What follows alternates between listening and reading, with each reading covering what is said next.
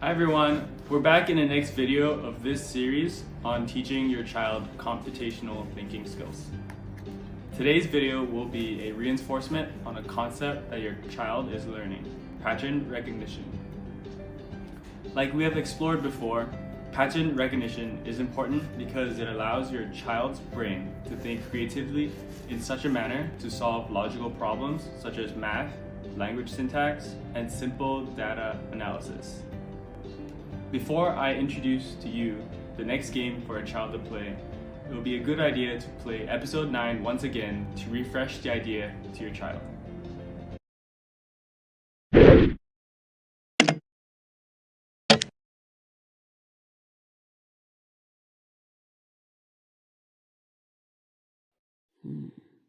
Oh, hello kids! Welcome to the Museum of Patterns. I am making sure everything is in place before we close the museum for the day. So, remember our last lesson with Mr. Wolf and the sheep? Today, I'll be introducing you more about different types of patterns. The Pattern Museum here is the perfect place to show you. Here, follow me.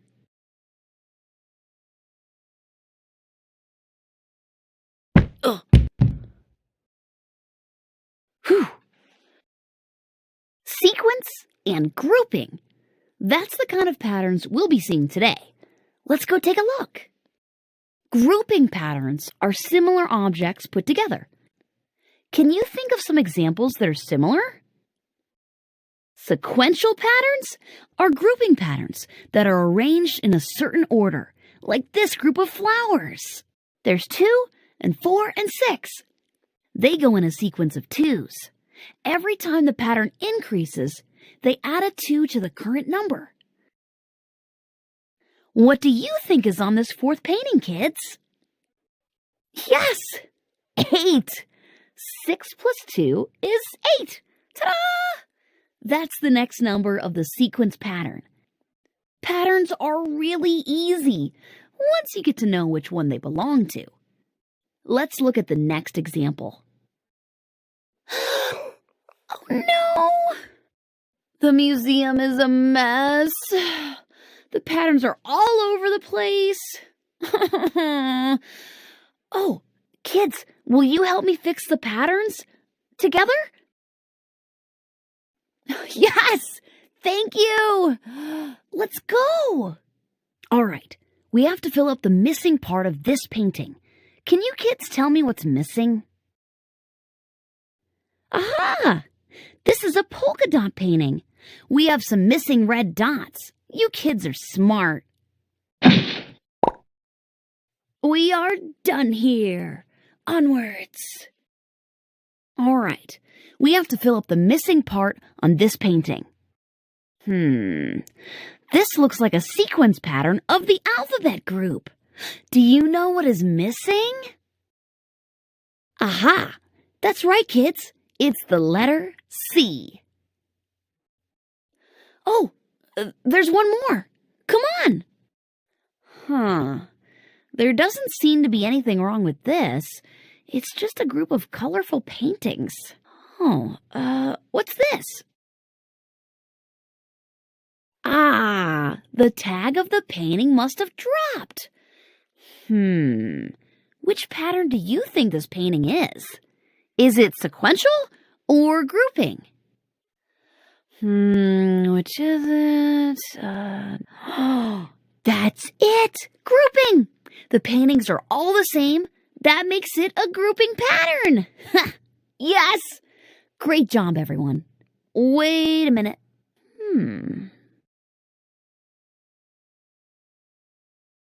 Wow. Now it is also a sequence grouping painting. 1, 2, 3, and 4 faces. Mind blown! The museum will be locked in 5 minutes. All staff, please leave the building now. Just in time! Thank you for helping us out today, kids. Come on, let's go get some hamburgers. Hello?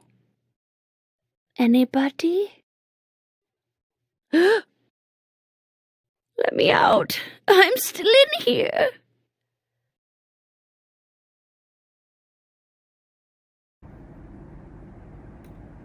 Additionally, feel free to play episode 10 of Doodle's animation also. Now, today's pattern recognition game is Krabby Patty, also known as Infinite Crab Brothers. This game is important because it's based on the Raven's Progressive Matrix test, which is an IQ test. Additionally, this game will help your child unlock spatial thinking, which is the ability to find meaning in shapes, sizes, orientation, direction, and relative position of multiple objects. Now, the story behind this game is to identify the right crab that is under the bucket.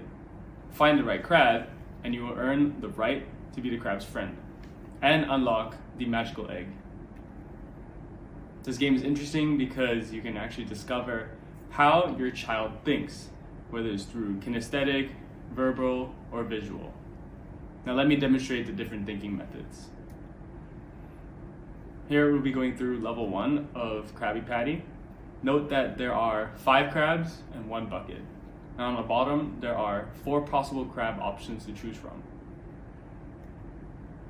Now the way the patterns work is that crabs number 1, 2, and 3 is one pattern, and crabs number 4, 5, and 6 is another pattern. Or in other words, crabs 4, 5, 6 is a pattern of crabs based off of 1, 2, and 3. Now for the demonstration. For the first level, note that the first pattern is flat, flat, flat, and the second pattern is up, up, up. Now, by going through this way of thinking with your child, you can let them explore both verbal and kinesthetic intelligence.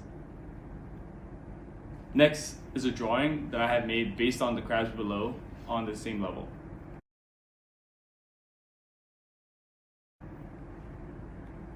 As you can see by drawing these simple patterns on paper, sometimes your brain may just fill out the pattern by itself without needing to see any other options available. If this drawing method works, then this might be a good way to develop your child's visual intelligence. Just remember, all 3 methods that I've highlighted below are all related to spatial thinking. And once your child has finished exploring the game, the next activity would be to then ask your child if they can see patterns that they can see in your home, and also ask them while they're outside. This game is useful because it allows your child to start understanding logic in gameplay, along with reinforcing the concept of pattern recognition. See you in the next video.